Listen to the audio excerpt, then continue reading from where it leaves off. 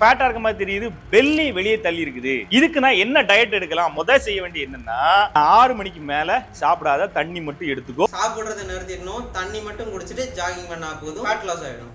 அதுதானே காமராஜர் அந்த காலத்திலே சத்துணவுல இருந்து எல்லா திட்டமும் போட்டு ஸ்கூல் ஆரம்பிச்சாரு. அப்படி இந்த மாதிரி தற்கொலை இது படிக்காம ஏன் உசுரம் வாங்க? நீங்க ஃபிட்டா இருக்கீங்களா இல்லையா அப்படின்னு ஜெனரல் செக்அப் பண்ணோம்னா அப்படியே உட்கார்ந்த இடத்துல இருந்து கையை ஊனாம எந்திரி.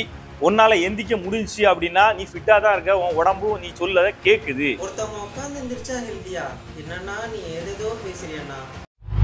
This is the dark side of Mr. Raja Barun part 2. In case நீங்க part 1 பார்க்கலனா உடனே போய் பார்த்துட்டு வந்துருங்க, so that உங்களுக்கு better understanding and clarity கிடைக்கும். Hi, this is Akash. You're watching Fitness Series. Fasten your seat belts. Let's take off now.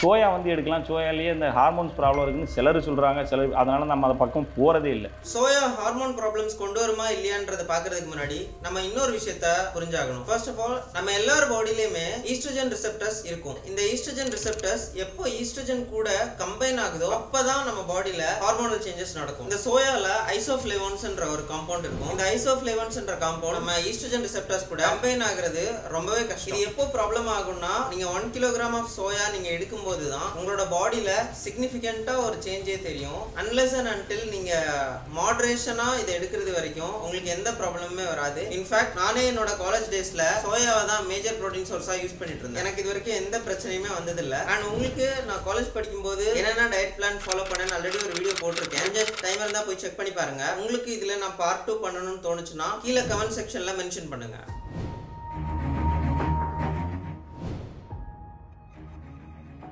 ஒண்ணு அந்த காலத்துல இருந்து நம்ம பண்ற அந்த பட்டி ஜிம்னு ஒண்ணு இருக்கு அப்படின்னு.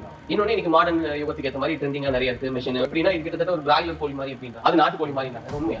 எது ஸ்ட்ராங்னு கேட்டா முன்னோர்கள் செஞ்ச ஒர்க் அவுட் தான் ஸ்ட்ராங் தான். இப்போ வந்து வலிக்காம ஒர்க் அவுட் செய்வது, அதற்கான மிஷின்களை தயாரிப்பது இப்படி தானே தவிர அந்த காலத்துல அப்படி வலியை தாங்கினாதான் உன் மசில் ஸ்ட்ராங் ஆகும், வலியை தாங்கினாதான் உன் உடம்பு பலமா. கஷ்டமா இருக்கும், ஆனா கெயின் ஆகி நிற்கும் போது அப்படிப்பட்ட ஒரு ஸ்ட்ராங்கா இருக்கும், அவ்வளவு சீக்கிரம் இறங்காது. ஆங்கர் கிட்ட கேள்வி என்னன்னா, பட்டி ஜிம் பெஸ்டா ஆர் இப்ப இருக்கிற மாடர்ன் எக்யூப்மெண்ட்ஸ் பெஸ்டா அப்படின்னு. இவர் நம்ம முன்னோர்கள் செஞ்ச ஒர்க் அவுட் தான் பெஸ்ட், நீ எதை சொல்றாருன்னு எனக்கு தெரியல. உங்களுக்கு ஏதாச்சும் தெரிஞ்சிச்சுன்னா கமெண்ட் செக்ஷன்ல மென்ஷன் பண்ணுங்க, நானும் பார்த்து தெரிஞ்சுக்கிறேன். எனக்கு தெரிஞ்சு முன்னோர்கள் செஞ்ச ஒரே ஒர்க் அவுட்னா அது கரலக்கட்டை மட்டும்தான். இந்த பட்டி ஜிம்ல பாத்தீங்கன்னா maximum equipments dumbbells, bars and benches மட்டும் தான் இருக்கும். பெருசா ஹைஃபை எக்யூப்மெண்ட்ஸ் எதுவுமே இருக்காது. ஆனா இதே மாடர்ன் ஜிம்ஸ்ல பாத்தீங்கன்னா நல்ல வெரைட்டியான எக்யூப்மெண்ட்ஸ் எல்லாமே இருக்கும். சோ இதுல எது பெஸ்ட்னு சொல்லிட்டு ஒரு ஸ்டடி கண்டக்ட் பண்ணிருந்தாங்க. ஒரு 8 வீக் ஸ்டடில என்ன பண்ணாங்கன்னா, ஒரு குரூப் ஆஃப் பீப்புள ஃப்ரீ வெயிட்ஸும் இன்னொரு குரூப் ஆஃப் பீப்புள மெஷின்ஸும் வச்சு பண்ண வச்சதுல கடைசியில இந்த ரெண்டு குரூப்புக்குமே மசில் growthல எந்த விதமான டிஃபரன்ஸும் இல்லன்னு கண்டுபிடிச்சிருக்காங்க. ஹைப்பர்ட்ரோஃபிக்கு முக்கியமான கீ ஃபேக்டரே ஸ்ட்ரெஸ்ஸும் டென்ஷனும் தான். நம்ம பாடியை பொறுத்த வரைக்கும் அது கிடைக்கிற ஸ்ட்ரெஸ் ஃப்ரீ வெயிட்ஸ்ல இருந்து வருதா இல்ல மெஷின்ஸ்ல இருந்து வருதான்றது முக்கியமே இல்ல. பட் எது முக்கியம்னா க்ளோஸ் டு மஸ்குலர் ஃபெயிலியர் வரைக்கும் நம்ம ட்ரெயின் பண்றோமான்றது தான். ரெண்டாவது எது முக்கியம்னா டைனமிக் கான்ட்ராக்ஷன் அண்ட் எக்ஸ்டென்ஷன், இன்னொன்னு லார்ஜ் ரேஞ்ச் ஆஃப் மோஷன். இது மட்டுமே கீ ஃபேக்டர்ஸ் இல்ல, பட் பிரைமரி கீ ஃபேக்டர்ஸ் இது மட்டும் தான். இதுலயே length and partials and short and partials நிறைய இருக்கு. உங்களுக்கு இத பத்தி டீடைலா ஒரு வீடியோ வேணும்னா கீழ கமெண்ட் செக்ஷன்ல மென்ஷன் பண்ணுங்க. இத பத்தி தனியா இன்னொரு வீடியோ போட்டு ட்ரை பண்றேன்.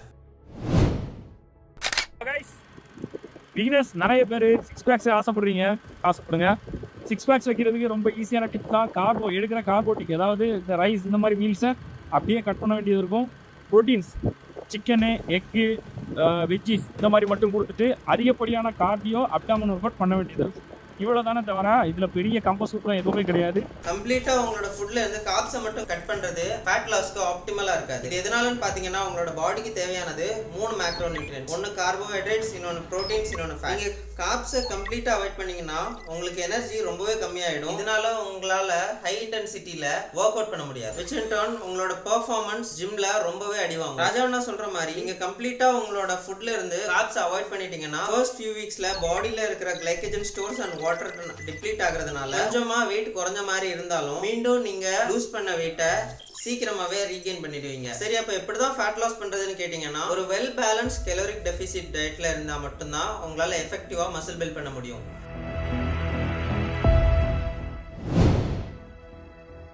நீங்க ஃபிட்டா இருக்கீங்களா இல்லையா அப்படின்னு ஜெனரல் செக்அப் பண்ணோம்னா அப்படியே உட்கார்ந்த இடத்துல இருந்து கையை ஊனாம எந்திரி. உன்னால எந்திக்க முடிஞ்சுச்சு அப்படின்னா நீ ஃபிட்டா தான் இருக்க, உன் உடம்பும் நீ சொல்லத கேக்குது. ஒருத்தவங்க உட்கார்ந்து எந்திரிச்சா ஹெல்தியா என்னன்னா நீ ஏதேதோ பேசுறியண்ணா.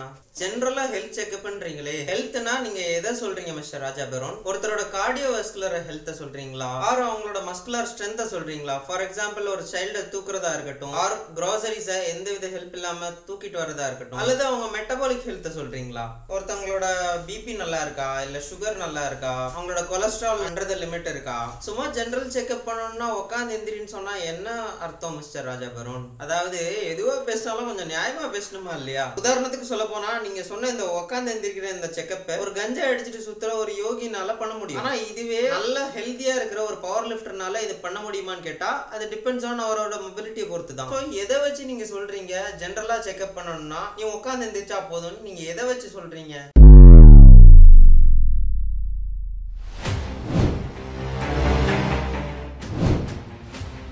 ஃபேட்டா இருக்க மாதிரி தெரியுது, பெல்லி வெளியே தள்ளி இருக்குது. இதுக்கு நான் என்ன டயட் எடுக்கலாம்? முதல் செய்ய வேண்டிய என்னன்னா ஈவினிங் 6 மணிக்கு முன்னாடி உன்னுடைய ஃபுட்டை ஸ்டாப் பண்ணி, நீ அதுக்கு முன்னாடி என்ன சாப்பாடு வேணாலும் சாப்பிட்டுருக்கலாம், ஆனா 6 மணிக்கு மேல சாப்பிடாத, தண்ணி மட்டும் எடுத்துக்கோ. டெய்லி ஒரு 30 மினிட்ஸ் ஜாகிங் மட்டும் பண்ணுங்கடா கண்ணுங்களா, வேற ஒண்ணும் வேண்டாம். பெல்லி உள்ள போறத உன்னால உணர முடியும். அதாவது அன்னைக்கு என்ன வேணா சாப்பிட்டுக்கலாம், ஆனா 6 மணிக்கு முன்னாடி சாப்பிடுறத நிறுத்திடணும், தண்ணி மட்டும் குடிச்சிட்டு ஜாகிங் பண்ணா போதும், ஃபேட் லாஸ் ஆயிடும். அதுதானே காமராஜர் அந்த காலத்திலே சத்துணவுல இருந்து எல்லா திட்டமும் போட்டு ஸ்கூல் ஆரம்பிச்சாரு. அப்படியும் இந்த மாதிரி தற்கொலை படிக்காம ஏன் உசுரம் வாங்க என்ன பண்றது? ஃபர்ஸ்ட் ஆஃப் ஆல் நீங்க வெயிட் லாஸ் பண்ண போறீங்கன்னா நீங்க அன்னைக்கு என்னென்ன சாப்பிட்டுருக்கீங்கன்றது ரொம்பவே முக்கியம். ஏன்னா உங்களோட வெயிட் லாஸ் எதை பொறுத்து டிபெண்ட் ஆயிருக்கும்னா நீங்க சாப்பிட்ட ஓவரால் கேலரிஸை டிபெண்ட் பண்ணி தான் இருக்கும். அண்ணா ராஜாபுரன் சொல்ற மாதிரியே உதாரணத்துக்கு ஒரு கால்குலேஷன் ஒன்று போட்டு பார்ப்போமே. ஒரு பர்சன் இருக்காரு, அவரோட மெயின்டெனன்ஸ் கேலரி 2000 வச்சுக்கலாம். நீங்க என்ன பண்றீங்க? மார்னிங் பிரேக்ஃபாஸ்ட்டுக்கு நல்லா ஆவி பறக்க 2 மசாலா தோசை, கூடவே தொட்டுக்க நல்லா சூடா கொஞ்சம் தேங்காய் சட்னி வித்து நல்லா மொறுன்னு ஒரு மெதுவடை. அப்படியே இதெல்லாம் சாப்பிட்டு முடிச்சதுக்கு அப்புறம் ஒரு கப் ஃபில்டர் காஃபி. அப்படியே மத்தியானம் வந்தீங்கன்னா நல்ல வாழை இலையில நல்லா கொதிக்க 2 கப் சாதம், அப்படியே அதுக்கு மெயின் டிஷ்ஷா ஒரு கப் மட்டன் குழம்பு, அதுக்கு சைட் டிஷ்ஷா ஒரு முட்டை கறியும் ஒரு சிக்கன் 65 எடுத்துக்கிறீங்க. கூடவே 2 பப்படமும் சைட் டிஷ்காக எடுத்துக்கிறீங்க, அலாங் வித் கூட்டு பொரியல். கடைசியா ஃபைனல் டச்சுக்கு 1/2 கப் பாயசம். ஸோ இந்த லஞ்ச்ல மட்டுமே 1650 கேலரிஸ் வந்திருக்கும். ஸோ நீங்க மார்னிங் எடுத்த பிரேக்ஃபாஸ்ட் அண்ட் லஞ்ச் மொத்தமா சேர்த்தீங்கன்னா 2650 கேலரிஸ் வந்துடும். இப்படி வெறும் 2000 மெயின்டெனன்ஸ் கேலரிஸ்ல இருக்கிற ஒரு பர்சன் வெறும் மார்னிங் அண்ட் பிரேக்ஃபாஸ்ட் எடுக்கிறதுனாலயே அவர் கலோரிக் சர்ப்ளஸ்ல சாப்பிடுறதுக்கு நிறையவே சான்ஸ் இருக்கு. அண்ணா இதுக்கப்புறமா என்ன சொல்லியிருந்திருப்பாருன்னா நைட்டு டின்னரை கட் பண்ணிட்டு 30 மினிட்ஸ் ஜாகிங் மட்டும் பண்ணுங்க, அவங்களோட பெல்லி உள்ள போறத நீங்களே பாப்பீங்க அப்படின்னு சொல்லியிருந்திருப்பாரு. இன்கேஸ் இதே பர்சன் வந்து ஒரு 30 மினிட்ஸ் ஜாகிங் பண்றாருன்னு வச்சுப்போம். ஜாகிங் 30 மினிட்ஸ் பண்ணும்போது அரௌண்ட் ஒரு 300 கேலரிஸ் பர்ன் ஆகும். ஸ்டில் அப்பயுமே அவர் வந்து 2300 கேலரிஸ் சர்ப்ளஸ்ல தான் இருப்பாரு. கேலரிக் பர்ன்ன்றது வெறும் கார்டியோ பண்ணியோ இல்ல ஸ்ட்ரென்த் ட்ரைனிங் பண்ணியோ மட்டும்தான் இல்ல. இன்கேஸ் இதே பர்சன் கலோரிக் டெபிசிட்ல உள்ள போனாலுமே இதே ஃபுட்ல 11% புரோட்டீன்ல இருந்தும் 47% கார்ப்ஸ்ல இருந்தும் 57% ஃபேட்ல இருந்தும் கேலரிஸ் வரும். நம்ம பாடியில வெயிட் எதுல இருந்தெல்லாம் டிஸ்ட்ரிபியூட் ஆயிருக்கும்னா ஒன்னு மசில்ல இருந்து, இன்னொன்னு ஃபேட்ல இருந்து, இன்னொன்னு நம்ம போன்ஸ்ல இருந்து அண்ட் ஆர்கன்ஸ்ல இருந்து அண்ட் வாட்டர் வெயிட்ல இருந்து. இப்படி கம்மியா புரோட்டீன் இன்டேக் பண்ணினா வெயிட் லாஸ் ஆகும், பட் லூஸ் ஆகுறது மசிலா தான் இருக்குமே தவிர ஃபேட்டா என்னைக்குமே இருக்காது. இதனால நீங்க இன்னுமே அன்ஹெல்தியா தான் தெரிவீங்க. ஹெல்தியான வேலை நீங்க ஃபேட் லாஸ் பண்ணணும்னா நீங்க மேக்ஸிமம் அமௌண்ட் ஆஃப் மசிலை ரீடைன் பண்ணிட்டு ஃபேட்டை மட்டும் கம்மி பண்றது தான் சென்சிபிள் அப்ரோச்சா இருக்கும். சரி, அப்ப வெயிட் எப்படி தான் கம்மி பண்றது அப்படின்னா நீங்க எடுக்கிற டயட் ஒரு ஹை புரோட்டீன் டயட்டா இருக்கணும். அதை நீங்க லாங் டர்ம்ல ஃபாலோ பண்ற மாதிரி இருக்கணும். நம்பர் 2 உங்களோட ட்ரைனிங் ஆன் பாயிண்ட்ல இருக்கணும். நம்பர் 3 உங்களோட ரிகவரியை நீங்க பிரையாரிட்டைஸ் பண்ணணும். இந்த செக்மெண்ட்ல மிஸ்டர் ராஜா பெரோன் போஸ்ட் பண்ண லீஸ்ட் எஃபெக்டிவ் ஒர்க் அவுட்ஸ் தான் நம்ம பார்க்க போறோம். லீஸ்ட் எஃபெக்டிவ் ஒர்க் அவுட்னா இது பேடான ஒர்க் அவுட் அப்படின்னு அர்த்தம் கிடையாது. பட் எந்த ஒர்க் அவுட் நீங்க பண்ணாலுமே அதுக்கு certain risk to reward ratio இருக்கும். என்னோட ஒப்பீனியன் கேட்டீங்கன்னா இந்த ஒர்க் அவுட்ஸ்லாம் நீங்க அவாய்ட் பண்றது பெட்டர்னு சொல்லுவேன். முதலாவதா பார்க்க போறது behind the neck lat pull down. இந்த behind the neck lat pull down பண்ணும்போது உங்களோட upper trap and rear delt நல்லாவே ஆக்டிவேட் ஆகும். பட் இதுல ப்ராப்ளம் என்னன்னு பாத்தீங்கன்னா இதுல உங்க ஷோல்டர் இன்ஜூரி ஆகிறதுக்கான ரிஸ்க் ரொம்பவே அதிகம். இது எதனாலன்னு பாத்தீங்கன்னா உங்களோட ரொட்டேட்டர் கஃப்ல அதிகமான ஸ்ட்ரெயின் விழுகும். இதனால உங்க ஷோல்டர் இம்பிஞ்ச் ஆகிறதுக்கு நிறையவே வாய்ப்பு இருக்கு. அது மட்டும் இல்லாம இதுல இருக்கிற இன்னொரு ப்ராப்ளம் என்னன்னா இது எல்லாராலையும் பண்ண முடியாது. உங்களோட ஷோல்டர் நல்ல மொபிலிட்டி இருந்தா மட்டும் தான் இத பண்ண முடியும். இந்த behind the neck lat pull down ஓட பெட்டரான வொர்க் அவுட் எதுன்னு கேட்டிங்கனா front lat pull down. ஏன் பாத்தீங்கன்னா உங்களோட shoulders and neck சேஃபான பொசிஷன்ல மூவ் ஆகும். இந்த வொர்க் அவுட் நீங்க எக்ஸிக்யூட் பண்ணும்போது உங்களோட பாடி நேச்சுரல் போஸ்டர்ல இருக்கும் and இது உங்களோட லாட்ஸை ரொம்பவே நல்லா என்கேஜ் பண்ணும். இதுல இன்ஜுரி ரிஸ்க்கும் ரொம்பவே கம்மி. உங்களால அதிகமான வெயிட்ஸும் புல் பண்ண முடியும். நீங்க உங்களோட அப்பர் ட்ராப்ஸ் அண்ட் ரியர் டெல்டாய்ட்ஸை எஃபெக்டிவா ட்ரெயின் பண்ணணும்னா behind the neck lat pull downs விட இன்னுமே எஃபெக்டிவான வொர்க் அவுட்ஸ் வேற நிறைய இருக்கு. சோ நீங்க அதெல்லாம் ட்ரெயின் பண்ணலாம் with reduced injury risk. அடுத்ததா பார்க்க போறது bench dips. இந்த bench dips பண்ணும்போது உங்களோட ஷோல்டர் ஜாயின்ட்ஸ் ரொம்பவே டேஞ்சரஸான பொசிஷன்ல இருக்கும். இந்த எக்சர்சைஸ் பண்ணும்போது உங்களோட ஆர்ம்ஸ் உங்களோட பாடிக்கு ரொம்பவே பின்னாடி இருக்கிறதுனால உங்களோட ஷோல்டர் இன்டர்னலா ரொட்டேட் ஆகும். இதனால ரொட்டேட்டட் கஃப் இம்பிஞ்ச் ஆகிறதுக்கு ரொம்பவே சான்ஸ் அதிகம் and உங்களோட ஃப்ரண்ட் டெல்டாய்ட்ஸும் அதிகமான ஸ்ட்ரெயின் எடுத்துக்கும். அதே மாதிரி இந்த வொர்க் அவுட் பண்ணும்போது உங்களோட எல்போ எக்ஸஸா ஃபிளார் ஆகும். இதனால தேவையில்லாம உங்களோட எல்போஸ்க்கு ஸ்ட்ரெஸ் போகும். நீங்க எந்த வொர்க் அவுட் எடுத்துக்கிட்டாலும் over the time weight add பண்ணி ப்ரோக்ரஸ் பண்ற மாதிரி தான் இருக்கணும். பட் ஆனா இந்த பெஞ்ச் டிப்ஸ்ல ப்ரோக்ரெசிவ் ஓவர்லோட் பண்றது ரொம்பவே கஷ்டம். நீங்க என்னதான் மடியிலே தூக்கி வச்சு வொர்க் அவுட் எக்ஸிக்யூட் பண்ணா உங்களோட மசில் ஆக்டிவேஷன் அதிகப்படுத்தாம இன்ஜுரி ரிஸ்க் தான் அதிகப்படுத்தும். இந்த பெஞ்ச் டிப்ஸ் பண்ணும்போது உங்க ட்ரைசெப்ஸோட லாங் ஹெட் ஃபுல்லா ஆக்டிவேட் ஆகாது. சோ நீங்க பார்ஷியல் ரேஞ்ச் ஆஃப் மோஷன்ல தான் மூவ் பண்ணிட்டு இருப்பீங்க. அதுவும் மோஸ்ட் ஆஃப் த ஸ்ட்ரெஸ் உங்களோட lateral head and medial head எடுத்துக்கும். இந்த எக்ஸசைஸ்க்கு பெட்டர் ஆல்டர்னேட்டிவ் எதுன்னு பாத்தீங்கன்னா over head tumble extension.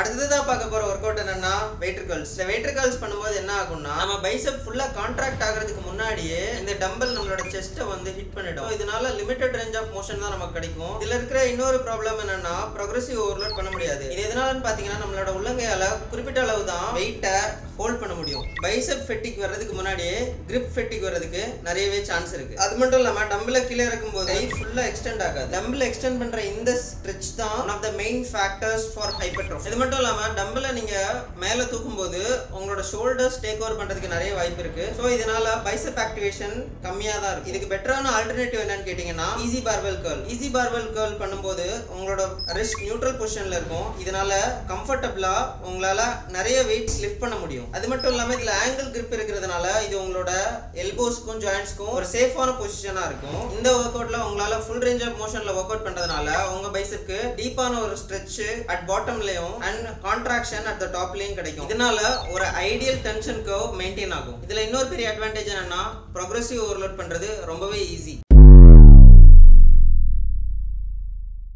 வியூவரோட best எக்ஸ்பீரியன்ஸ்க்காகவும் for better அண்டர்ஸ்டாண்டிங்காகவும் இந்த வீடியோட லென்த் டியூரேஷன் ரொம்ப அதிகமா போறதுனாலயும் இந்த வீடியோவை இப்பவே ஸ்டாப் பண்றேன். இந்த வீடியோட கண்டினியூஷனா பார்ட் 3 கூடிய சீக்கிரத்துல உங்களை மீண்டும் சந்திக்கிறேன்.